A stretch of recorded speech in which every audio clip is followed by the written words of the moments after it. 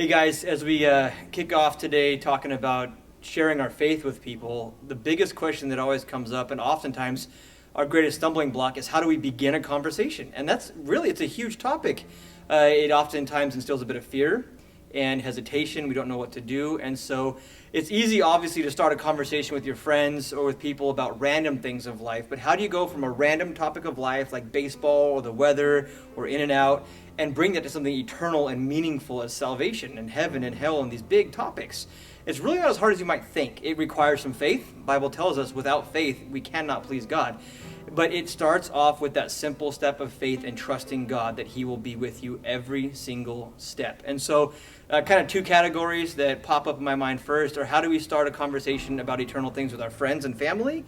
And then what about strangers, people we don't know, but we feel like God wants us to talk to and share the gospel with them? Well, friends and family, we know them. It's very easy to start a conversation.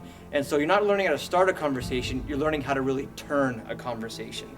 It's not hard. It really isn't. You just have to have a little bit of courage and trust the Lord. You can start off talking about anything, whatever your favorite hobby is, if it's surfing or if it's art or if it's music, and just introduce a godly version of that.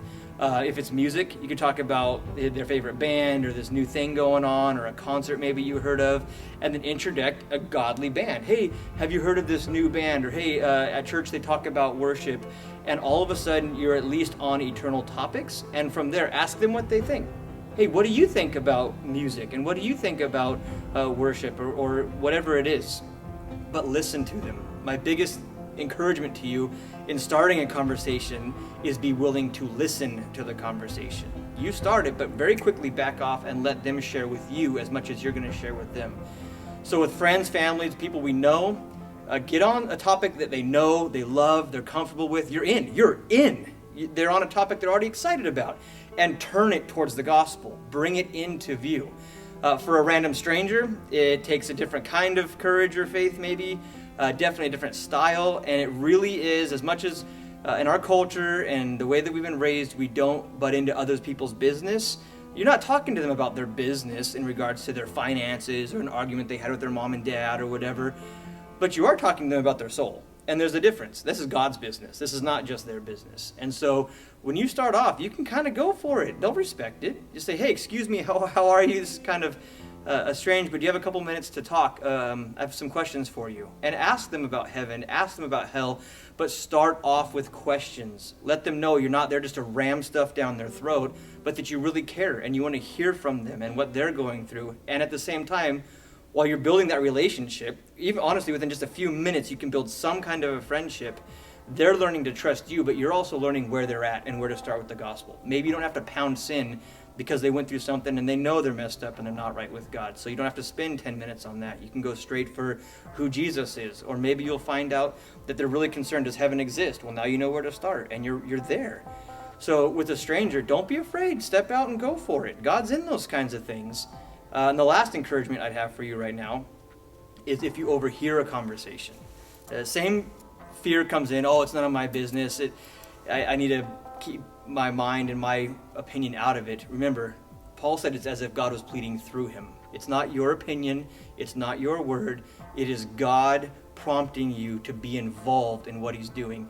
I can't tell you how many times we've been in a restaurant or a park or somewhere where you hear people already talking about the Bible or God or different religions, and it's such an easy in. And we have this idea in our mind that if we say, hey, excuse me, I heard you over talking, that they're going to turn around and stone us or cuss us out. And though while persecution may happen, there's a 99% chance they will actually welcome your opinion. They're already talking about it. They want to know more. They're digging into these things. And so, hey, excuse me, I heard you over talking this. You mind if I share something I know?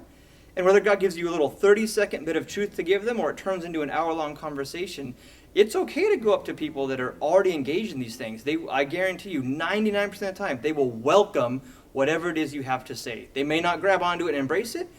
They may. But they will welcome it. If they're already talking about it, dive in. Go for it. See what God does. But don't shy away. So, friends, family, people we know, take a topic they love. You're in. And just turn it towards a godly subject.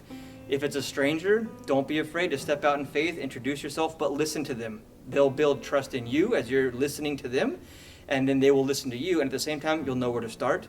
And then if you hear a group conversation going on, it's a group, they're talking about it, they're in public, they're not shy or afraid.